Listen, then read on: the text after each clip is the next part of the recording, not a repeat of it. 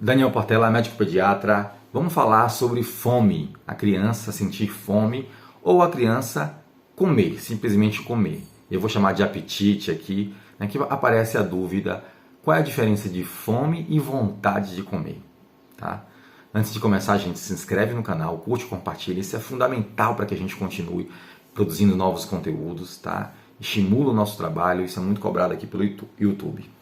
Vamos lá, gente. A fome é a percepção do nosso corpo de necessidade de mais calorias. Então, o nosso corpo, ele tem a sensação lá de fome, a barriga ronca, né? Fica aquela sensação de vazio, você começa até a ficar mal-humorado, você tem ali, às vezes, dor de cabeça, né, se essa fome continuar. Então, você já tem um intervalo que comeu, né, normalmente mais de 3 horas que você fez a última refeição. Então, percebe-se que o seu corpo está solicitando calorias. Isso é muito comum, mudanças de hábitos alimentares, quando você tem mudança de hábitos de vida.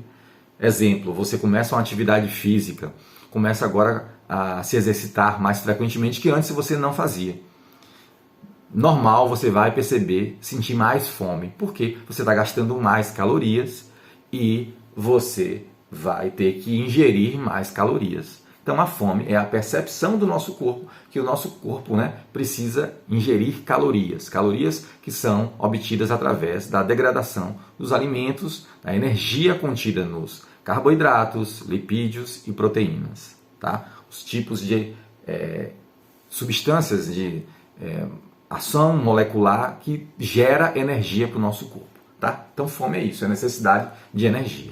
Agora, vontade de comer, o apetite, o ato de comer, nem sempre, aliás, diga-se de passagem, pelo percentual de obesidade que nós estamos vendo, né, no mundo e no Brasil, nós já temos aqui 30% das crianças em sobrepeso e obesidade e quase aí 50% ou até um pouco mais de adultos em sobrepeso e obesidade. Tá? A gente está já se comparando a dados de países mais ricos, industrializados, onde a obesidade é mais prevalente.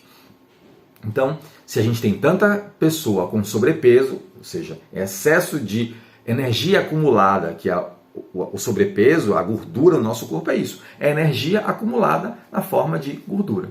Tá? O nosso corpo acumula energia, isso foi um mecanismo evolutivo da nossa espécie, que em algum momento precisava, em situações de escassez de alimento, armazenar energia para utilizar em períodos de escassez de alimentos, sem comer.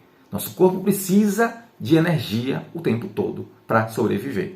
Então, a pessoa quando está em sobrepeso e obesidade está acumulando energia no seu corpo. E pelos índices de sobrepeso e obesidade no mundo, no nosso país, é claro que a gente está comendo muito mais do que precisa. A gente está comendo sem a necessidade de caloria. Comendo sem fome. Nós estamos comendo sem fome. Estamos comendo por uma simples vontade, uma relação não harmoniosa com a comida. As questões afetivas, as emoções, estão muito ligadas a esse ato de comer sem fome. Uma sensação de fome que vem sim na criança ou no adulto que come sem fome, que está em sobrepeso e obesidade. Às vezes a gente vê a queixa de eu como quase toda hora e eu sinto fome, eu sinto aquele vazio, eu preciso estar sempre com o estômago cheio, mas essa pessoa sempre sobrepeso ou obesa. Então, ela não está comendo por fome. Essa fome, entre aspas, não é mais uma fome, é um apetite, é uma vontade de comer que não está associada à necessidade de caloria. E muito comumente está associada a mecanismos psicológicos. Né? Estados de ansiedade, relação de recompensa. Uma pessoa que trabalha muito, teve uma semana mais árdua, aí ela se sente no direito de comer porque bastante, ou comer exageradamente, por exemplo, uma caixa de chocolate, um bolo, uma torta inteira. Por quê? Porque ela se sente uma maneira de recompensar um esforço que ela fez. Então, ela não tem uma relação harmoniosa com a comida. São crianças, pessoas mais ansiosas, né? Ou estados de depressivo também, alteração do humor, né? e em uma relação ali de compulsão, de comer sem estar com fome. Isso normalmente está associado a condições emocionais. E então a gente vai ter que intervir nessas causas emocionais, entender essa pessoa, né? Fazer abordagens psicológicas com essa pessoa, para que ela pare de manter esse comportamento. Esse comportamento, né? E é muito comum nos dias de hoje, medicamentos, tratamentos exagerados, então a caneta emagrecedora, a cirurgia bariátrica, os balões intragástricos, tratamentos hormonais, e essa pessoa emagrece naquele período, né, que está em intervenção, e volta a engordar tudo de novo. Por quê? Por que essa pessoa volta a engordar tudo de novo? Porque a fome do cérebro, a fome emocional, essa fome que não é fome de calorias, essa necessidade de comer, essa vontade exagerada, ela não passou, ela não foi tratada, ela não foi abordada na sua mais ampla, assim, avaliação, né, e significado. E normalmente nesse universo psicológico. Então é muito comum que essas pessoas repitam muitas vezes tratamentos como esse. Já passou por alguns custos, né, desafios de dietas milagrosas, intervenções como essas que eu citei. Essas pessoas perdem muito peso, às vezes 20 quilos, 30 quilos, em um período muito curto.